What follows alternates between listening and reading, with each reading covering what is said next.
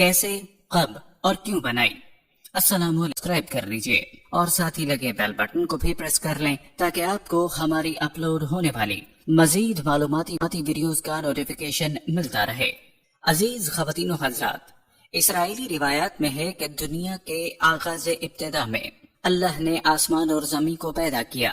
जमीन पूरी तरह खाली और वीरान थी और जमीन पर कोई चीज न थी।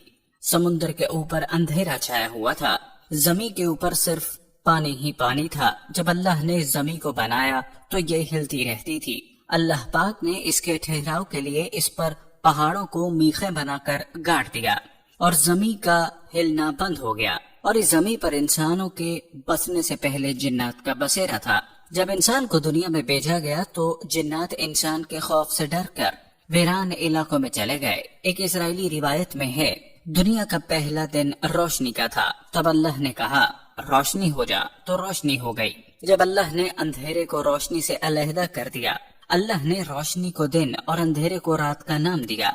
शाम हुई और फिर सुबह हुई, ये पहला दिन था। जो दूसरा दिन था तब अल्लाह ने कहा पानी को दो हिस्सों में तकसीम करने के लिए जखीरा आब के दरमियान हवा पैदा होनी चाहिए। इस तरह अल्लाह ने फिजा को पैदा करके पानी को अलहदा कर दिया। पानी का कुछ हिस्सा हवा के ऊपर था और कुछ हिस्सा हवा के नीचे था। अल्लाह ने उस हवा को आसमान का नाम दिया। इस तरह शाम और सुबह हुई और ये दूसरा दिन था। तीसरा दिन खुश्क जमीन और नबादात का था। तब अल्लाह ने कहा आसमान के नीचे पाया जाने वाला पानी एक जगह जमा होकर खुश्क जमीन नजर आए। तो ऐसा ही हुआ। अल्लाह ने सूखी जमीन को खुश्क की और एक जगह जमा हुए जखीरे आब को समुंदर का नाम दिया। फिर अल्लाह ने कहा जमीन घास और दानों को पैदा करने वाले पौधे और मेवे के दरख्त उगाए और मेवे के दरख्त बीज वाला फल पैदा करे और हर एक दरख्त अपनी ही नस्ल का बीज पैदा करे। और ऐसा ही हुआ। जमीन ने घास और अनाज पैदा करने वाले पौधों को उगाया और बीज वाले फल के दरख्तों को उगाया और हर एक दरख्त ने अपनी ही नस्ल का बीज पैदा किया। इसी तरह शाम से सुबह होकर तीसरा दिन बना। चौथा दिन सूरज, चांद और सितारे।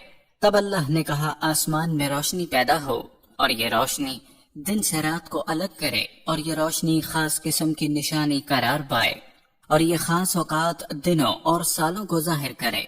और कहा कि ये रोशनी नूर आसमान ही में रहकर जमीन पर अपने उजाले को फैलाए। और ऐसा ही हुआ। इसलिए अल्लाह ने दो बड़ी रोशनियां पैदा की। दिन पर हुक्मरानी करने के लिए अल्लाह ने बड़ी रोशनी को पैदा किया। ठीक उसी तरह रात पर हुक्मरानी करने के लिए उससे कदरी छोटी रोशनी पैदा की। इसके अलावा अल्लाह ने सितारों को भी पैदा किया। जमीन को रोशन करने के लिए अल्लाह ने इन रोशनियों को आसमान में कायम किया। रात और दिन पर हुकूमत करने के लिए इसने इन रोशनियों को आसमान में कायम किया। ये रोशनी को अंधेरे से अलग किया। इस तरह शाम से सुबह होकर चौथा दिन बना।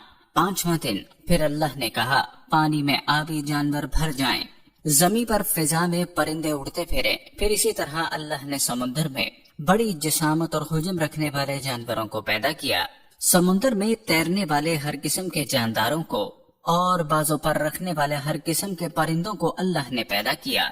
अल्लाह ने उन्हें बरकत दी और कहा फलो फूलो और अपनी नस्लों को बढ़ाओ और समुद्रों को भर दो और जमीन पर बहुत से परिंदे हो जाएं। इस तरह शाम से सुबह होकर पांचवा दिन बना। छठा दिन अल्लाह ने कहा जमीन मुख्तलिफ किस्म के जानदारों को उनकी जात की मुनासिबत से पैदा करे। हर किस्म की बड़ी जिसामत वाले जानवर और रेंगने वाली छोटे जानवर पैदा होकर उनमें इजाफा हो। और ऐसा ही हुआ। इसी तरह अल्लाह ने हर किस्म के जानवर पैदा किए। अल्लाह ने वहशी जानवरों और पालतू जानवरों और रेंगने वाले जानवरों को पैदा फरमाया। अल्लाह ने कहा अब हम इंसान को ठीक अपनी मुशाबहत पर पैदा करेंगे और इंसान समुद्र में पाई जाने वाली तमाम मछलियों और फिजा में उड़ने वाले तमाम जानवरों, बड़े जानवरों और छोटे जानवरों पर अपनी मर्जी चलाए।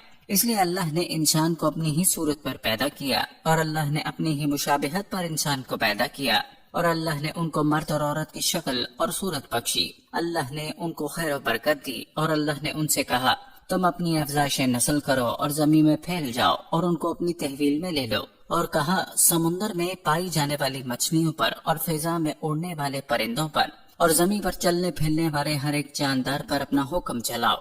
اس کے علاوہ اللہ نے ان سے کہا اناج اگانے والے تمام پودے اور بیج سے پیدا ہونے والے تمام میووں کے درخت تم کو بطور غذا دیے، اور ہری بھری گھاس کے انبار جانوروں کو بطور غذا دیا ہوں، اور کہا کہ زمین پر بسنے والے ہر چوپائے اور آسمان کی بلندیوں میں اڑنے والے ہر ایک پرندے اور زمین پر متحرک ہر ایک اس کو بطور غذا کھائے گا، اور ایسا ہی ہوا۔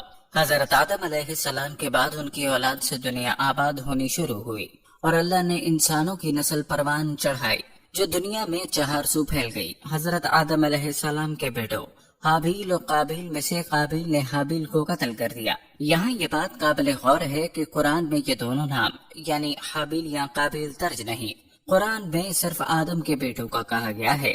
تورات سے اخذ کردہ معلومات ہے۔ یہ بھی کہا جاتا ہے کہ مردے کو زمین میں دفن کرنا قابیل نے ایک قبر سے سیکھ لیا۔ اس کا تذکرہ قرآن مجید میں بھی ہے۔ ایک صحیح حدیث کے مطابق اس وقت سے دنیا میں جتنے بھی قتل ہوئے ہیں ان کے گناہ کا ایک حصہ حضرت آدم کی پہلی اولاد کے کھاتے میں بھی جاتا ہے۔ اسی لیے کہتے ہیں کہ انسان کو اپنی زندگی میں گناہوں سے تو بچنا چاہیے، مگر خاص طور پر ایسا کوئی کام نہیں کرنا چاہیے جو ایجاد کے زمرے میں آتا ہو اور اس کا گناہ جاریہ بن جائے، اور روز قیامت اپنے گناہوں کے بار کے علاوہ ایسے شخص کو دوسروں کا کیا بھی بھگتنا پڑے۔ کہا جاتا ہے کہ قتل کا یہ واقعہ دمشق میں ہوا تھا، مگر اس کی صحت کے بارے میں کوئی تاریخ یا اسلامی ثبوت نہیں ملتا۔ اللہ تعالیٰ نے آدم علیہ السلام کی اولاد کو دنیا میں ہر سمت پھیلا دیا اور ان کو قبیلوں اور گروہوں میں بانٹ دیا۔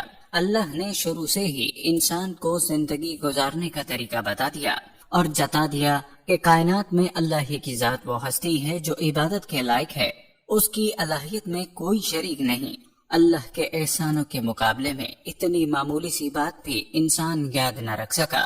تاریخ شاہد ہے کہ بنی آدم کو اللہ کی یہ بات کبھی بھی زیادہ عرصہ یاد نہیں رہی۔ انسان نے ہمیشہ ہی شیطان کے بہکاوے میں آ کر یا تو غیر اللہ کو پوجنا شروع کر دیا یا پھر اللہ کی پاک ذات سے کسی نہ کسی کا کوئی رشتہ جوڑ دیا۔ شرک اللہ کے نزدیک سب سے بڑا گناہ ہے جس کی ماوی اس کے حضور انخواہ ہے۔ مشرک کو ہر حال میں ابد تک دوزخ کی آگ کا ایندھن بننا ہے۔ اللہ پاک قرآن پاک میں فرماتے ہیں، اور اس وقت کو یاد کرو جب لقمان نے اپنے بیٹے کو نصیحت کرتے ہوئے کہا کہ بیٹا اللہ کے ساتھ شرک نہ کرنا، شرک تو بڑا بھاری ظلم ہے۔ دعا ہے کہ اللہ ہم سب کی شرک سے حفاظت فرمائے۔ ہم امید کرتے ہیں کہ آپ کو ہماری آج کی یہ ویڈیو ضرور پسند آئی ہوگی۔ اس ویڈیو کے حوالے سے اگر کوئی چیز آپ کی سمجھ میں نہیں آئی یا آپ اس ویڈیو کے حوالے سے مزید معلومات حاصل کرنا چاہتے ہیں تو آپ ہمیں کمنٹ کر سکتے ہیں۔ آپ کے ہر سوال ہر کمنٹ کا جواب دیا جائے گا۔ اگر آپ کو یہ ویڈیو اچھی لگی تو آپ اسے سوشل میڈیا پر شیئر کر سکتے ہیں تاکہ آپ کے دوست احباب کی بھی بہتر طور پر رہنمائی ہو سکے۔ ہمارے چینل کو اسی طرح دیکھتے رہیں۔ ہم پھر حاضر ہوں گے ایک نئے ٹاپک کے ساتھ۔ اپنا بہت سا خیال رکھیے۔ اللہ نے بہت شکریہ۔ اللہ اور اس کے رسول کا یہ پیغام دنیا کے آخری کونے تک پہنچانے میں ہمارا ساتھ دیجیے۔ ہمارے چینل کو سبسکرائب کریں اور ہمارے فیس بک پیج کو لائک کریں اور ہماری ویڈیوز کو شیئر بھی کیا کریں۔ یہ صدقہ جاریہ ہے جس کا ثواب ہمیں مرتے دم تک بلکہ مرنے کے بعد تا قیامت ملتا رہے گا۔ اپنا خیال رکھیے گا۔ اللہ تعالیٰ کے احکامات کو پورا کرنے اور حضور صلی اللہ علیہ وآلہ وسلم کے طریقوں کے مطابق زندگی گزارنے کی کوشش اور نیت ضرور